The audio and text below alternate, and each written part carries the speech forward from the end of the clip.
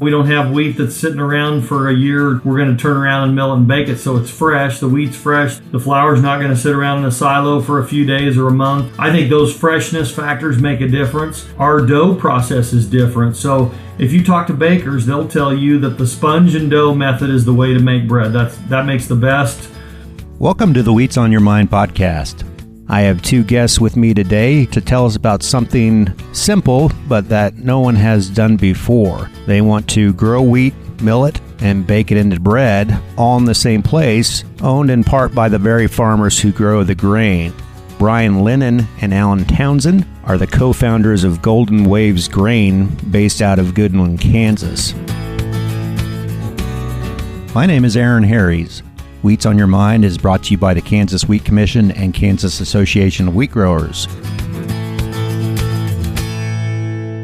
Brian is an agriculture producer in Sherman, Kansas, where he manages Butterfly Acres, a diversified crop farm. He holds a bachelor's degree in mechanical engineering from Kansas State University. He's served as CFO of Frontier Ag and also serves on the Kansas Wheat Commission board. Alan Townsend is a fifth-generation farmer near Goodland with 50 years of agriculture production experience. He is perhaps best known as the originator and founder of 21st Century Bean Processing, LLC, Kansas's only dry bean processing and packaging company, which now supplies over 40 million pounds of dry beans annually to the USDA food banks nationwide. Gentlemen, thanks for joining us on the podcast. Brian, maybe let's get started with you and kind of give us the elevator pitch. What is Golden Waves Grain? Well, thanks, Aaron. It's a pleasure to be here. Golden Waves Grain is a facility that we have planned, a project to receive wheat directly from farmers, and farmers will be owners in the company, so only the farmers who are owners can deliver. We only need about 2 million bushels of wheat a year, so we're selling 200 shares, which carry with them a delivery commitment of 10,000 bushels a year. The farmers will deliver wheat into the facility. The facility will mill the wheat into flour and then immediately bake the flour into bread. We'll have two bread lines. One will be for like 20-ounce loaves of bread, and the other's a bun, hot dog and hamburger bun line. And we'll produce around 185 loaves per minute of bread, which equates to, in a year, will generate about 130 million 20-ounce equivalent loaves of bread, loaves or buns, packs of buns. The idea is that we'll ship the bread to Associated Wholesale Grocers, which is headquartered in Kansas City. They've committed that we can ship to 4 of their distribution centers, and they're pretty excited about it because this project it really is disruptive to the current delivery system for bread into retail stores. So today, the bread truck driver goes and picks up the bread at their bakery and they deliver it to the store. And we're putting that control of inventory, rather than in the hand of the bread truck driver, we're putting it in the hands of the retail store manager. So the store manager will order his bread along with all his other groceries that he already gets from AWG on a semi-load, and he'll just get bread with that too. And then he can manage his own inventory and control his own bread supply and make sure he doesn't run out of bread in the middle of the week or on the weekends. And so we're really excited about it. This is really a one-of-a-kind type facility that doesn't exist today in the U.S. Millers kind of mill and bakers bake, and nobody's really crossing that line, and we see that as a big opportunity for this project. That is an amazing story. Alan, tell us kind of how this idea came about. What your group of guys got together and what sparked the idea for this project? The idea surfaced in like June of 2020. Had some gentlemen here from Kansas City, and we have this edible bean packaging company located close to Goodland here, and I toured those gentlemen through the facility and showed them the volume we were doing, and what the process was and how we were retail packaging and adding value to our product. And they said, we stepped out of the building and they said, wow, that's really, really cool. What do you do with your wheat? And we were close to the rail system there, and there were rail cars sitting there. And I said, we load those cars and they go to Kansas City to some mill somewhere, right? And they turned around and said, why don't you do something like this with your wheat? And I go, I don't know. So that was 6 years ago. And here we are today trying to build a $250 million bakery, right? With the same operating agreement, that 30-year-old facility. We're 30 years in with 21st century bean processing, and it's worked very well with farmer obligated delivery and value-added retail packaging, right? And so we use the same operating agreement and trying to start this facility the same way. Tell us about the other partners, the other players in this besides you and Brian. Tony Adams, I had met through Leadership Kansas years and years ago. He's a former NFL quarterback for the Chiefs, and we have become friends over the years. And then Dave Owen was a friend of his who was the last elected lieutenant governor in the state of Kansas. So he has excellent ties statewide with the Kansas Department of Commerce, etc. Had worked in equity finance and had banks in Kansas City, actually. So, the three of us worked on it for a while, and the thing started to grow, and I said, we're going to need the Kansas Wheat Commission and a numbers guy, and I have that guy sitting beside me today, Brian Linin. I went and got him and said, I need you, man. I know your numbers. I worked with him at Frontier Ag for 17 years as CFO and his position on the Kansas Wheat Commission. And so the five of us, I kind of have hit up the farmer side. He's the numbers guy. We have the contacts in Kansas City with the retailers and et cetera. So with the other two guys. So it's been quite a crew. Let's talk a little bit more about the model or the ownership model, about kind of like a farmer-owned company. Brian, you want to get into a little bit more detail about, how you're trying to get farmers to invest and how you convince them to invest in this project? We modeled it after the bean company. So the idea is that if you invest in the company as a farmer, as a producer, you are an investor, but then you also have this delivery commitment for wheat. And our goal was to make it, we wanted to tie up our supply of wheat for the bread plant. And so our goal was to make it pretty attractive for producers. And so the way we structured the investment for producers, actually all shares in the company are $50,000 a share. And so if you buy a producer share, you buy one share for $50,000, and then that share also has a 10,000 bushel delivery commitment. And for the first 5 years of your investment, when you deliver wheat into the plant, you'll get $1 over the local market for your wheat, which is a pretty nice premium. And then after the first, so that gets your investment back, $1 a bushel, 10,000 bushels a year for 5 years. That's your 50,000. And then starting in year 6, continuing on forever, you'll get 50 cents over the local market for all those bushels that you deliver to the plant. So it's pretty attractive for farmers. On the other side of the investment piece is kind of what we call our strategic investors, our C shares. And C shares are also $50,000 a share, but they carry with them a minimum of 2 share purchase. So you have to put a minimum of $100,000 in to be a C share partner. They obviously don't have the bushel delivery commitment for wheat, and so they don't carry those premiums and payments with them. But as far as dividends in the company and profits are returned to the investors, a share is a share. So the profits for B shares and C shares are exactly the same when it comes to returning profits to the investors. So, if you think about capital stack wise, we're only going to have 200 producer investors, and we have about 3/4 of them already sold and paid. Yeah, that only adds up to about $10 million of investment. And then we're looking for about another 65 million in C shares that we'd like to sell. And then we've got some, as founders, we have some A shares, and we have a strategic partner that came in early whose money we've used to do engineering and stuff like that. And so they have what we made up as D shares. So that's kind of our capital stack. Our total equity raise right now we're looking at is about $88.5 million.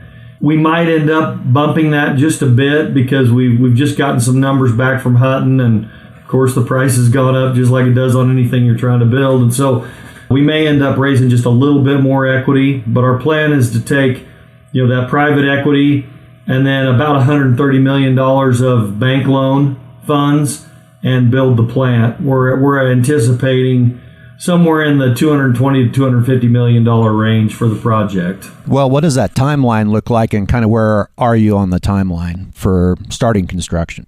Timeline today, we expect to have kind of our final guaranteed max price from Hutton, who's our main general contractor out of Wichita, and we expect to have that in the next 2 to 3 weeks.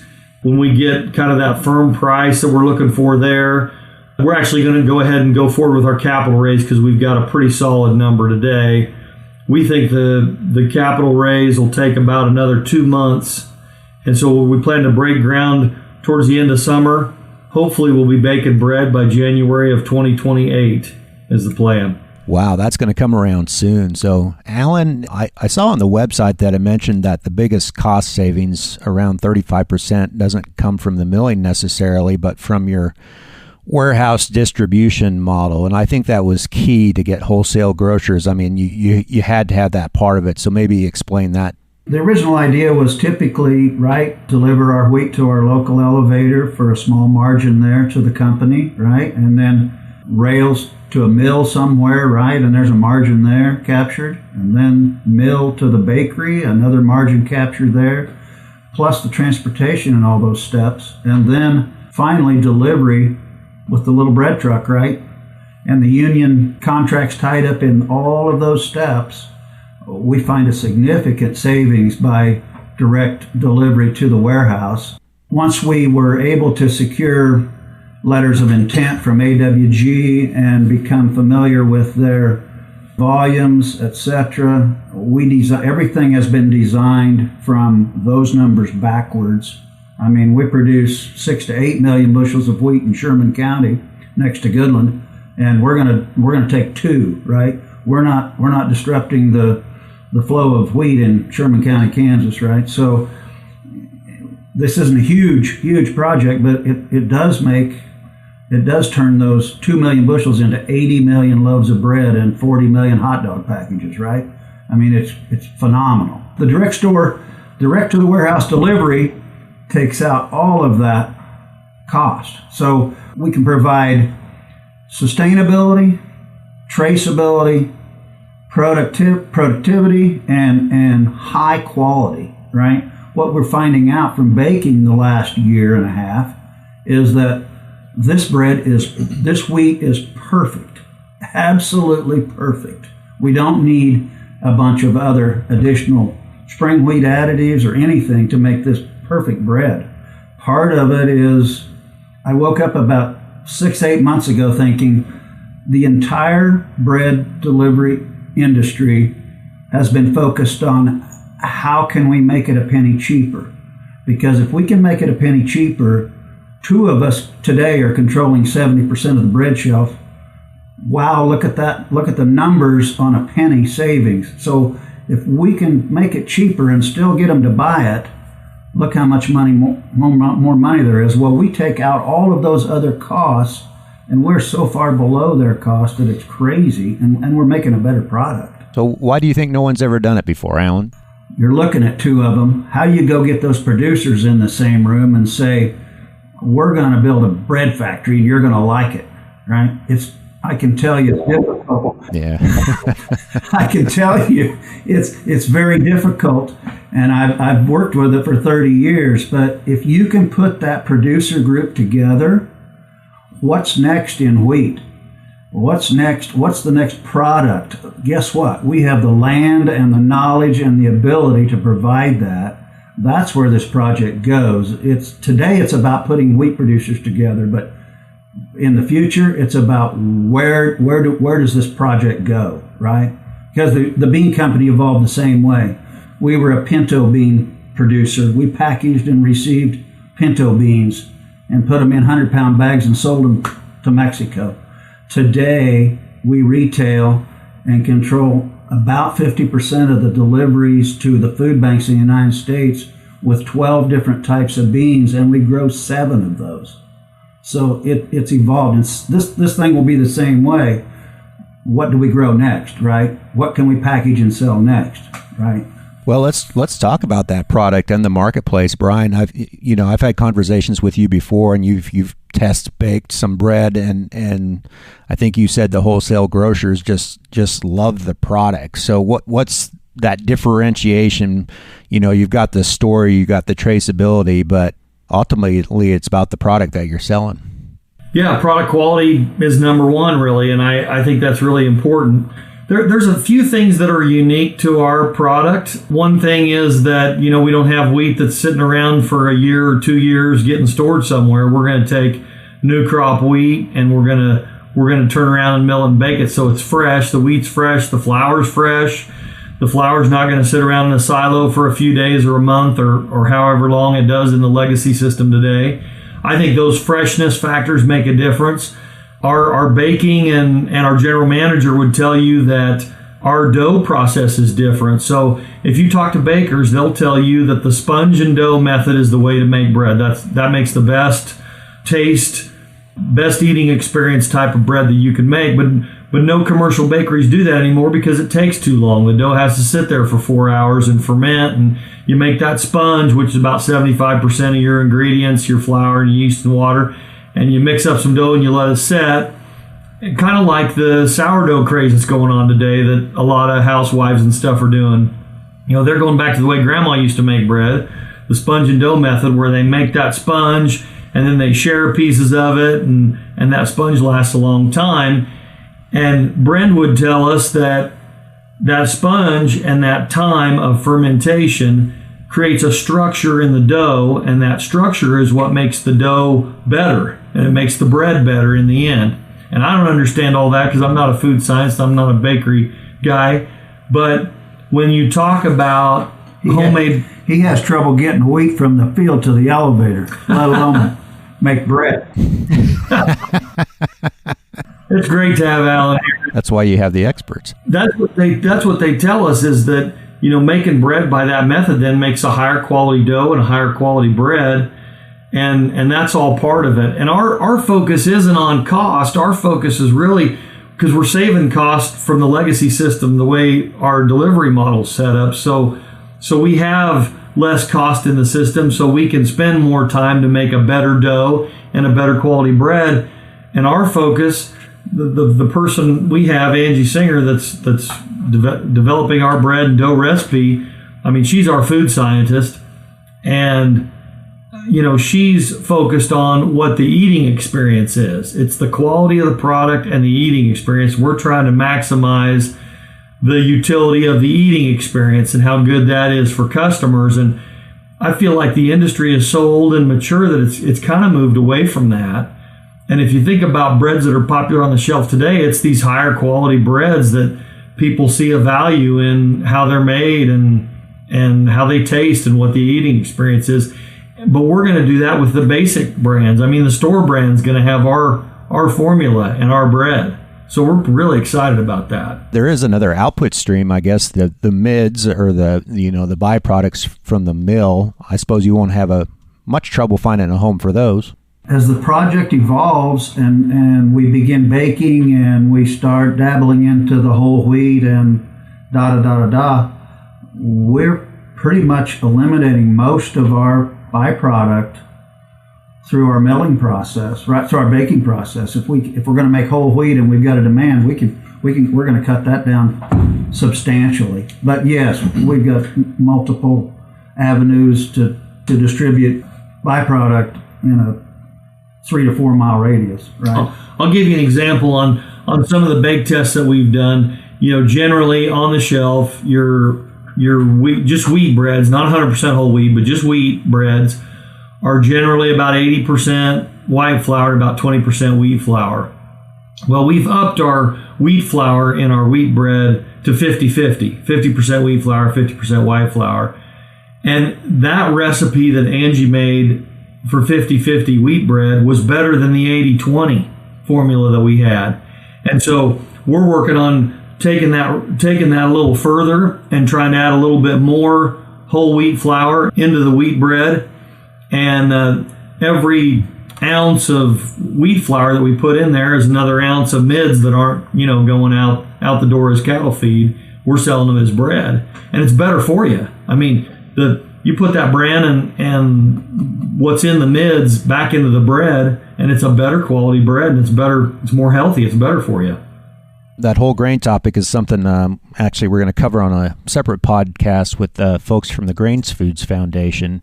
Alan, I think one really unique component of this is consumers who buy the bread are going to be able to trace the story back to the group of farmer investors, right? And farmers telling your story. So the farmers investing in this, are they pretty excited about that? It's a selling tool for stockholders. I mean, people like that idea that we're proud of what we do. We grow a quality product. We take it to the co-op, and it's blended by the time it gets to Kansas City with 1,000 other producers, right? I see that farmland when they croaked. Smithfield kept that farmland ad with the family standing in front of the barn in the Dakotas or wherever it was at, right? People see that. People know that. I mean, that's what we're working towards. We become your face of your bread, right? Well, I guess beyond the economics of the company itself, Brian, you've been mayor of Goodland. What does this look like for a rural community? I mean, not only the economy of the rural community, but it's got to probably help the local basis for wheat for other farmers? I think so. I mean, I think there's a lot of benefits, and I think it's a lot further reaching than Goodland or Sherman County. I mean, we have investors in Colorado and Nebraska. Actually, our first investor was actually from New Mexico, a friend of Tony's that runs a big dairy and farming operation there. And so, I think it's further reaching than that, but certainly it will have a huge impact on our local region, and we're really excited about it. This is a kind of business that comes along, once in a lifetime. People in Goodland, Kansas kind of lament the loss of the sugar beet plant and the Rock Island Railroad back in the late 70s and early 80s. And I kind of remember as a kid in school, a lot of my classmates kind of just disappeared over the years. People tried to stay here, but there just wasn't the job base and what they needed to be able to stay. And what we see today is there's a little bit of a migration into rural America, and people want to be able to move there, but there has to be the jobs and the opportunities there and the lifestyle things, hospitals and schools and stores and retail and all that kind of stuff has to be available for people to want to move into a community like this. And I think we're going to bring some of that back, and we're excited about it. The first thing that got me excited about this project was we're sitting on top of a declining aquifer, right? And it fuels this economy. It fuels western Kansas and southwest Kansas and southwest Nebraska, eastern Colorado. How do we stay here? How do my granddaughters stay here, right? This facility uses 1 week's pumping from the center pivot in western Kansas is this company's total annual water usage. Well, the other thing Alan always talks about, and it's really important, is why wouldn't we want to create a value add for a product that we can grow dry land? We can grow wheat dry land out here. This is wheat country. We're going to freeze half the wheat in western Kansas this year, and we're still harvesting enough wheat to run our facility in Goodland, Kansas. This is wheat country, right? And it's the best wheat country in the world. We're growing the best wheat in the world right here. So that's how we stay here, and this will be wheat country when the water's gone, right? That's a great point, and I guess I should ask, how many jobs do you project creating through this project? 141 jobs is kind of what we have planned. Wow. That's a big economic impact for, if you think about 3 or 4 person families and one member of the family is working in a job like this, that's 500-600 people you're adding to the area. And a lot of people say, well, how are you gonna hire 141 people in Goodland? Well, there's a few aspects of that. One is we don't have to hire them all overnight. We'll ramp up as construction progresses, so that makes it a little easier. The second thing is these jobs are going to be, Brent has kind of designed this. He's our general manager, and he's going to kind of designed our work schedule so that we'll have 4 shifts, 4 3-day, 12-hour shifts. So we'll run the mill and we'll run the bakery for 6 days. The mill and bakery mill run for about 5 days. The bakery will run for 6. And so we'll have 3 12-hour day shifts and 3 12-hour night shifts, and then we'll have another 3 12-hour day shifts and 3 12-hour night shifts. About 35 a shift. So people are gonna work for 12 hours for 3 days, and then they have 4 days off. So there's a lot of opportunity, right? I mean, people don't want to work the hours that we work on the farm. They don't want to work 70, 80 hours a week, 52 weeks a year.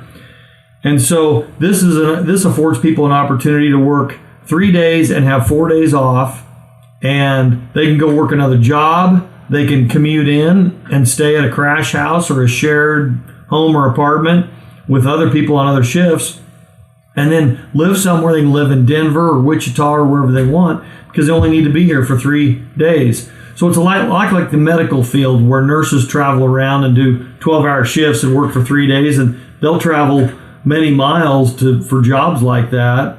That's just their lifestyle. And I think it'll be that way for a lot of people in this plant. What does success look like 5 years from now? Brian, I know you're the numbers guy. You've done cash flows and business projections for 5 years out, but not only the economics, how would you define success? What do you want to see 5 years from now? We want to see a plant up and running that's very efficient, that's the place to work in the area, that we're turning people away. I think we're turning out a solid profit to our investors. We're projecting a 27% return, roughly 25 to 27%. So that means on a $100,000 investor, your check is $25,000 to $27,000 a year. If we can do that and make bread and be a reliable supplier to stores that currently have empty shelves today, I think we can claim success. Along with that, I see that we were told early on in this project that farmers farm, millers mill, and bakers bake, and they don't talk to each other.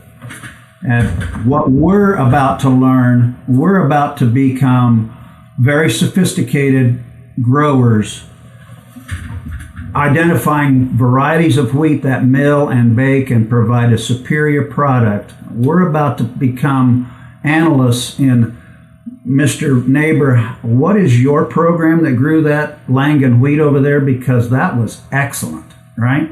Let's see. We're going to be identifying varieties, baking characteristics, qualities. We're going to be the place where you determine what's milled and baked, right, and what's grown, right? That's a great point, Alan. Your project is going to be feeding some very useful information to like the wheat breeding programs and the agronomy research, and so that's another layer that I hadn't even considered, but just the uniqueness of the model that you have.